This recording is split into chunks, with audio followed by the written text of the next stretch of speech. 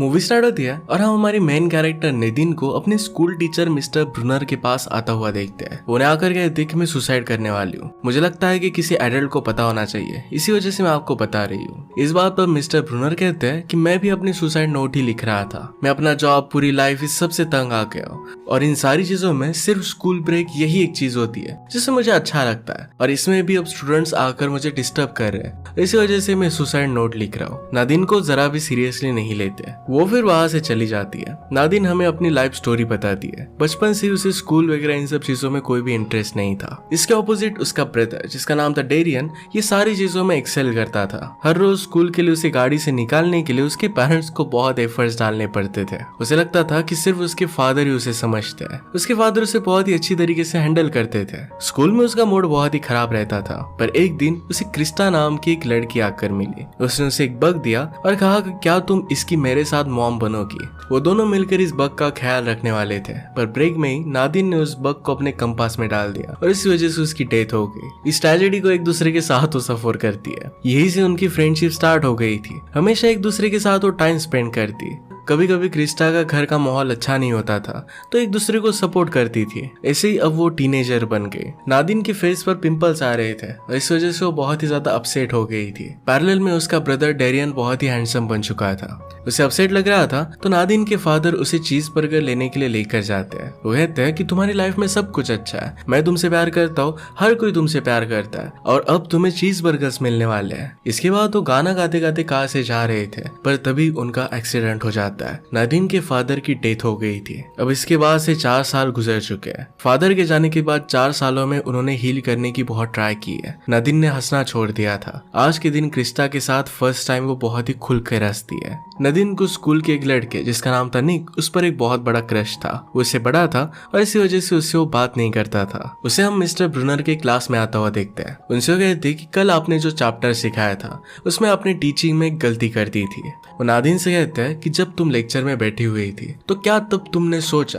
कि तुम्हें स्कूल के अलावा और भी तुम्हारी कुछ लाइफ होनी चाहिए। नादिन फिर जाकर अपने सीट पर बैठ जाती है। वहां पर एक लड़का जिसका नाम था अरविंद, ये उससे पूछता है कि तुम्हारा स्वेट शर्ट कहाँ से है। उसे बहुत पसंद आया था। नादिन उसके बारे में सोच रही थी और क्रिस्टा को भी स्कूल की बात बताती है। उसे उतना ज्यादा पसंद नहीं आया था। घर पर उसकी मदर एक वीकेंड के लिए रेडी हो रही थी। मदर ने फिर से डेटिंग स्टार्ट की थी। एक डेंटिस्ट के साथ एक वीकेंड के लिए आज वो जा रही थी। अब 2 दिन के लिए वो घर पर नहीं रहेगी तो नादिन को जो करना होगा वो कर सकती है। वो फिर डायरन को कॉल लगाती है और कहती है कि पूरा हाउस अब मेरा है, मुझे जो चाहिए आज वो मैं करने वाली हूँ। नादिन और क्रिस्टा दोनों मिलकर फिर बहुत एंजॉय करते हैं। नादिन बहुत ज्यादा ड्रंक हो चुकी थी। नाद में डेरियन अपने फ्रेंड्स को मिलकर पूल में एंजॉय कर रहा था। ड्रिंकिंग की वजह से नादिन की हालत खराब हो गई तो क्रिस्टा उसे सपोर्ट देती है। नादिन वही बाथरूम में सो जाती है। क्रिस्टा जैसे ही नीचे आई तो वहां पर डेरियन क्लीनिंग कर रहा था। उनकी पार्टी की वजह से घर जरा मेसी हो गया था तो क्रिस्टा भी उसे हेल्प करती है। सुबह नादिन उठी और जैसे ही वो डेरियन के रूम में गई तो उसने देखा कि क्रिस्टा और डेरियन ये दोनों एक दूसरे के साथ इंटीमेट हो रहे हैं। इस बात से वो बहुत ज्यादा डिस्टर्ब हो जाती है। क्रिस्टा ने नादिन से सॉरी कहा। वो कहती कि मुझे समझ में नहीं आया कि ये सब हुआ कैसे।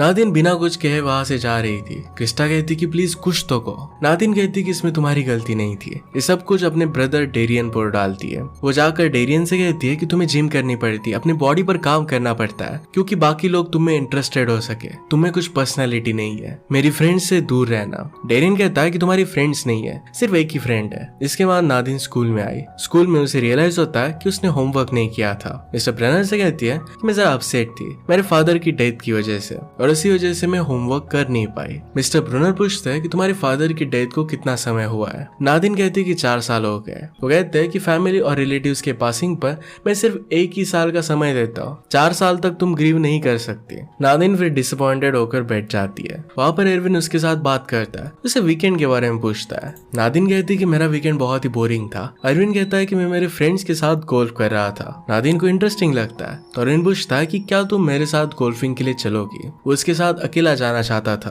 पर नादिन कहती है कि हमें ग्रुप में जाना चाहिए। इसके बाद स्कूल में डेरियन और क्रिस्टा दोनों फिर से मिलते हैं। डेरियन ने से कहा कि कल रात तुम्हारे साथ स्पेंड कर मुझे बहुत अच्छा लगा। क्रिस्टा भी यही बात कहती है। वो दोनों फिर से मिलने का प्लान बनाते हैं। स्कूल के बाद नादिन और क्रिस्टा मिलते हैं और क्रिस्टा नादिन को सारी सिचुएशन एक्सप्लेन करने का ट्राई करती है। नादिन बहुत ही ज्यादा अपसेट थी। नादिन कहती कि तुम्हें मेरे ब्रदर के साथ ऐसा करना ही नहीं चाहिए था। वो क्रिस्टा को कुछ भी बोलने नहीं दे रही थी। क्रिस्टा कहती कि इससे हमारी फ्रेंडशिप में कुछ भी फर्क नहीं पड़ेगा। मैं और डेरियन पार्टी में जा रहे हैं, तुम भी फ्राइडे को हमारे साथ चल सकती हो।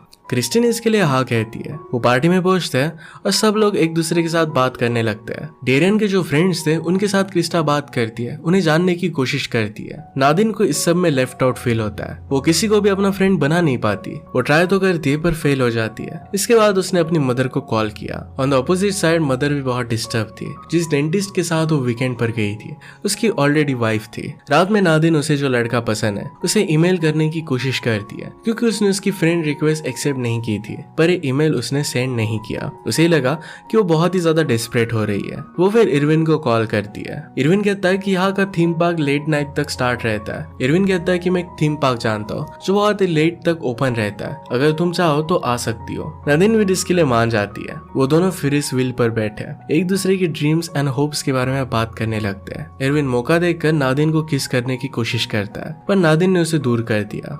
वो फिर इस बात को भूल जाने का डिसाइड करते हैं। साथ में मिलकर मिनी गोल्फ खेलते हैं। नादिन उसे कहती है कि मुझे तुम बहुत ही मैच्योर लगते हो। अगले दिन स्कूल में क्रिस्टा नादिन से बात करने की कोशिश करती है। नादिन उसे कहती है कि मैंने एक ऑब्जर्व किया था कि जब तुम अपने फ्रेंड्स के साथ थी तो तुम मुझे पूरी तरीके से इग्नोर कर देती हो। मेरे ब्रदर को तुम डेट नहीं कर सकती, तुम्हें हम दोनों के बीच में किसी को चूज करना पड़ेगा। क्रिस्टा ये चीज करना नहीं चाहती थी और इसी वजह से उसे वही छोड़कर चली जाती है। घर आकर अपने ब्रदर से नादिन बात करती है। कहती कि जब फादर की डेथ हो गई थी तो तुम बहुत ही सैड रहते थे। एक रात मैंने तुम्हें देखा तो पूरी रात तुम रो रहे थे। तुम्हारी पिलो पूरी तरीके से गीली हो गई थी। मैंने फिर अपने पिलो से उसे एक्सचेंज कर दिया था। मैं तुम्हारा बहुत ही केयर करती थी और तुम मेरे साथ ऐसा कैसे कर सकते हो। डेरियन कहता है कि तुम बहुत ही सेल्फिश हो। इस तरीके से फादर को इन सारी चीजों में तुम्हें नहीं लाना चाहिए था। वो दोनों एक दूसरे के साथ झगड़ने लग गए और उनकी मदर को आकर उन्हें छुड़ाना पड़ता है। मदर डेरियन को ही डांट रही थी। डेरियन कहता है कि आप हर बार मुझे ही क्यों बताती हो। मदर कहती कि तुम ही सिर्फ मेरी सुनते हो। नादिन फिर उसे जो लड़का पसंद था वो जहाँ पर काम करता था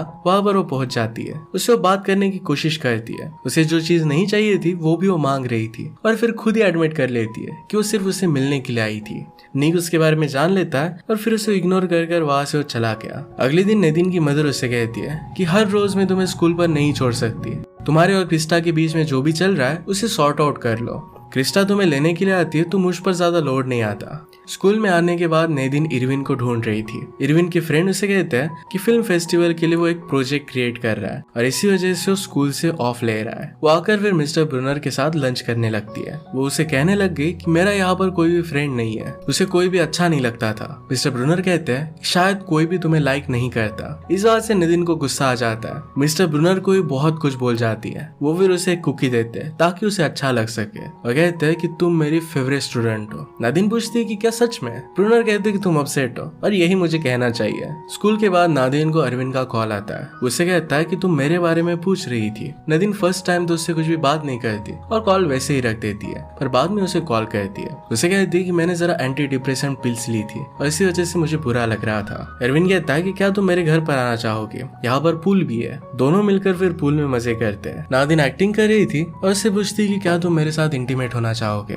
और इसके बाद वो हंसने लग गए। एरविन को सीरियस लगा था और इसी वजह से वो जरा अपसेट हो जाता है। उसे कहता है कि तुम्हें इस तरीके की बातें अपने फ्रेंड से नहीं करनी चाहिए। नादिन फिर उसे सॉरी कहती है। इसके बाद वो एक दूसरे के साथ हैंग आउट करते हैं। अरविंद एक्चुअल में बहुत ही अच्छी ड्राइंग करता था। अपने ड्राइंग के प्रोजेक्ट से वो फिल्म बनाने वाला था। उसके पेरेंट्स 3 मंथ्स के लिए घर पर नहीं थे, पर फिर भी वो कुछ पार्टी वगैरह नहीं करता। अपने गोल्स पर वो फोकस्ड है। वो दोनों एक दूसरे के साथ बहुत अच्छा टाइम स्पेंड करते हैं। अगले दिन नादिन को स्कूल पर छोड़ने के लिए उसकी मदर आई। गाड़ी से निकलने के बाद नादिन क्रिस्टा को देखती है। उसे स्कूल में नहीं जाना था। मदर के पास उसे कार से निकालने के लिए टाइम नहीं था, तो अपसेट होकर कहती है कि तुम मेरे साथ काम पर आ रही हो। वहीं पर बैठे बैठे नादिन बोर हो जाती है। अपनी मदर को तंग करने लग गई। मदर नादिन से कहती है कि जिस तरीके से तुम बड़ी हो रही हो इस बात से तुम्हारे फादर बहुत ज्यादा डिसअपॉइंटेड होते हैं। नादिन इस बात से गुस्सा होकर अपने मॉम की कार लेकर वहां से भाग जाती है। वो डायरेक्टली निक को मैसेज कर देती है कि तुम मुझे बहुत अच्छे लगते हो। उसके साथ इंटीमेट होने के बारे में उसने वहां पर लिखा हुआ था। इस मैसेज को सेंड नहीं करने वाली थी, पर गलती से सेंड हो जाता है। तुरंत बाद इस डिसीजन को रिग्रेट करने लग जाती है। वो डायरेक्टली मिस्टर ब्रूनर के पास आती है तो उनसे कहती है कि क्या आप कुछ नहीं कर सकते, उसका फोन वगैरह ले लो। वो चाहती थी कि वो मैसेज ना पढ़े, वो बहुत ज्यादा टेंस हो जाती है। मिस्टर ब्रूनर उसे कहते हैं कि सब कुछ ठीक हो जाएगा। उसे उन्होंने पैसे दिए और कहते हैं कि जाकर आइसक्रीम वगैरह खाकर आओ। नादिन को उसकी मदर का कॉल आता है पर इसे वो इग्नोर कर देती है। थोड़ी देर में नादिन को निक का मैसेज आ जाता है। वो कहता है कि ये मैसेज बहुत ही क्यूट था, अगर तुम रात में हैंग आउट करना चाहती हो तो आ सकती हो। ये मैसेज देखकर नादिन बहुत ही खुश हो जाती है। घर पर आकर वो अच्छे से रेडी हो जाती है, पर इस सब में उसने अपनी रूम का मेस कर दिया था। जब फ्रस्ट्रेटेड होकर उसकी मदर घर पर आई तो देखती है कि नादिन का रूम पूरी तरीके से तहस नहस है। इस बात से वो बहुत ज्यादा गुस्सा हो जाती है। आज रात डेरियन और स्टाफ अपने फ्रेंड्स के साथ पार्टी कर रहे थे, तभी डेरियन को उसकी मदर का कॉल आता है। नादिन के साथ जो भी हुआ था सब कुछ मदर उसे बताती है। मदर को सहारा देने के लिए डेरियन वहां से घर पर आ गया। क्रिस्टा भी उसे सपोर्ट करने के लिए वो भी घर पर आ गए। पैरेलल में नादिन और निक ये दोनों डेट पर जाते हैं। घर पर मदर बहुत डिस्टर्ब थी। डेरियन उन्हें संभालने की कोशिश करता है। डेरियन कहता है कि आप हमेशा मुझे ही क्यों कॉल करती हो। मदर को अपनी गलती रियलाइज हुई। वो कहती है कि मेरा तुम्हारे सिवा कोई और है नहीं। नादिन और निक फिर दोनों ही जगह पर जाते हैं। वहां पर निक उसे किस करने लगता है। वो डायरेक्टली उसके साथ इंटीमेट होने लग गया, पर नादिन उसे मना करती है। इस बात से निक बहुत ज्यादा गुस्सा हो जाता है। वो कहता है कि तुमने ही मुझे मैसेज किया था। नादिन को बहुत बुरा लगा और वहां से वो निकल जाती है। वो उसे लाइक करती थी और मैसेज गलती से चला गया था। उसे भी लगा था कि शायद निक भी उसे लाइक करता है। इसके बाद वो मिस्टर ब्रूनर को कॉल करती है। वो उसे अपने घर लेकर आते हैं।